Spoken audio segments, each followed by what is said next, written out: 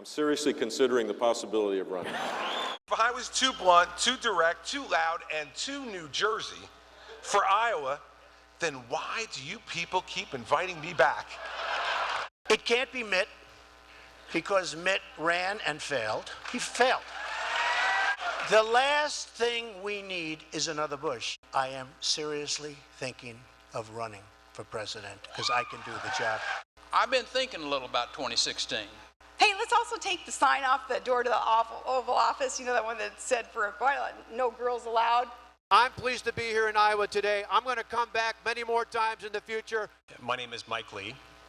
I'm from Utah, and I'm not running for president. And he may be the only person in the United States Senate that would make that statement. Well, you were out there, John.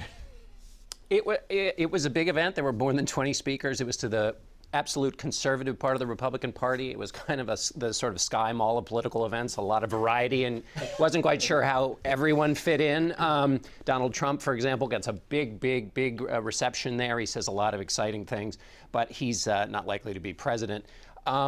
The most interesting part about this is who did the best for themselves in terms of what they actually have to do in the long march. It's 2 years away, really, until the election.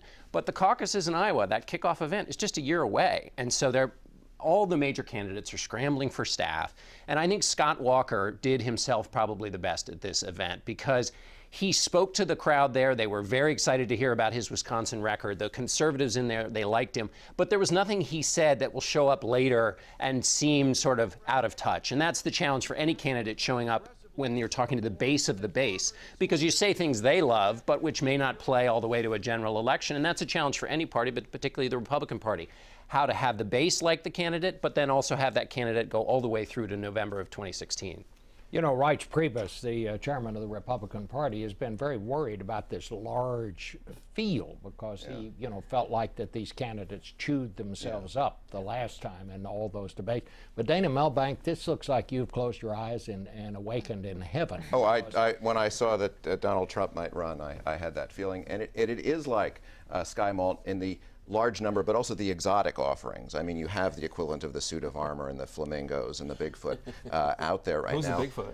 Well, there's a couple of people vying for Bigfoot. I'm not going to make a Chris Christie joke. You're not going to lure me into that. But, you know, this is the Cantaloupe Calves Caucus right now. Do you realize that for the first major event of this election season, the guy's name on the lectern that you just showed, Steve King, this is the guy who said that the Dreamers were these drug mules with calves the size of cantaloupes, likened immigrants to dogs, talked about a woman in the First Lady's box at the State of the Union being deportable.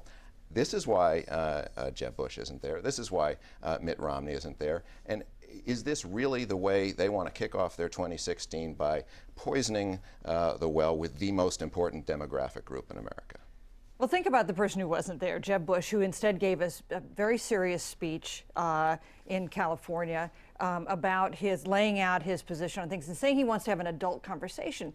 And the only problem with that is I was trying to remember the last time the candidate who wanted to have an adult conversation actually won the nomination in either party. I mean, that'd be like Bruce Babbitt or Paul Tsongas.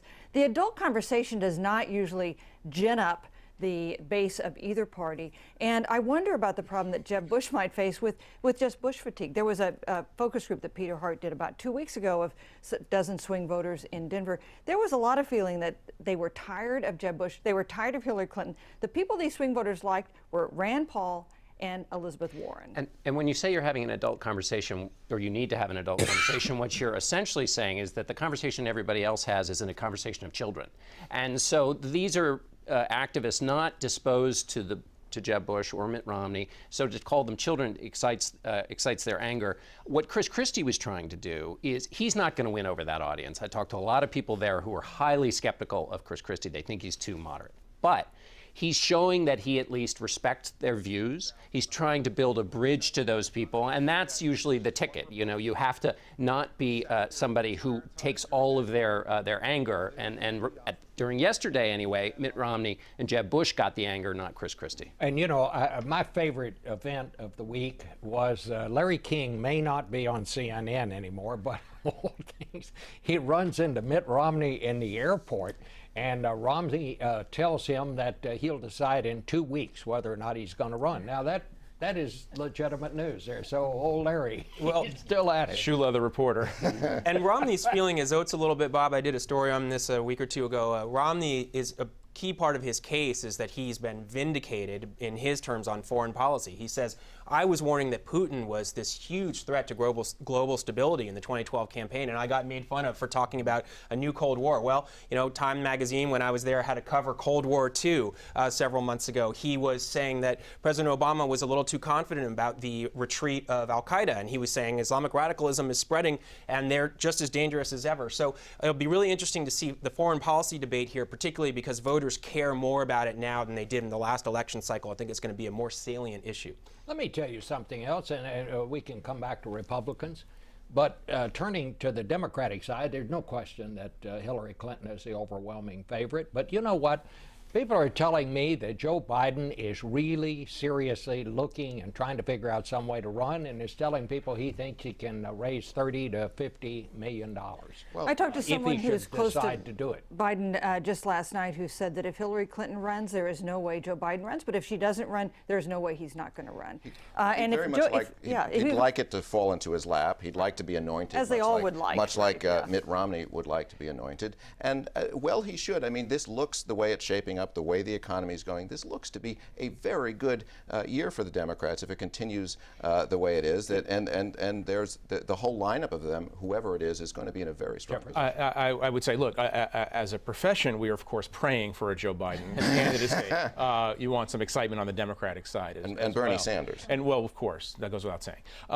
But you know, I would say that it does look like a good year, except if this situation that we've been talking about, from that swath of countries running from Libya to Yemen all the way into Pakistan, Afghanistan, if that goes south in some terrifying way, these Republicans who are sounding, as you point out, very steroidal already on foreign policy, are going to have much more to go with. You know, and one thing from Iowa, when you talk to people who would like Hillary Clinton to be president, they'd like her to have a challenger. They remember what happened in 2008, that she got a lot better when she was fighting against Barack Obama. And if she doesn't have a test, also, by the way, we should note, everybody in Iowa wants everybody to run because it means they come to Iowa. And the governor of Iowa, Terry Branstad, said finally yesterday when he was pressed on it, he said, it's good for the economy. So they all want them to come there.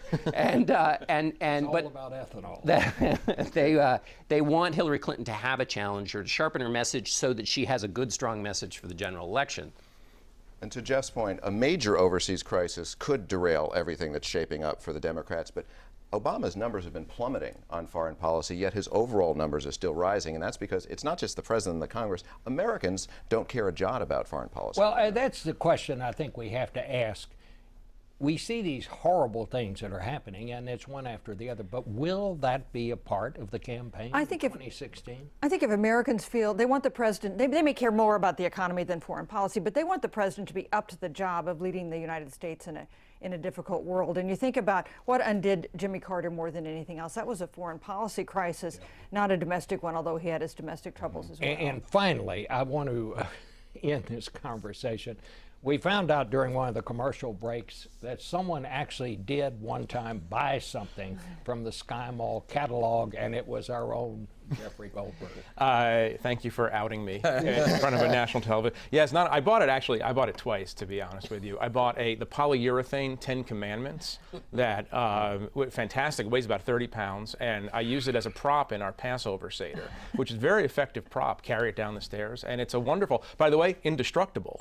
Totally, it'll outlive Sky Mall. Put it that way. It's going to outlive. If I could interject as a representative of the Bezos media empire, the yard flamingos are available on Amazon for $11.49. All right, we have to end there. Thank you all very much.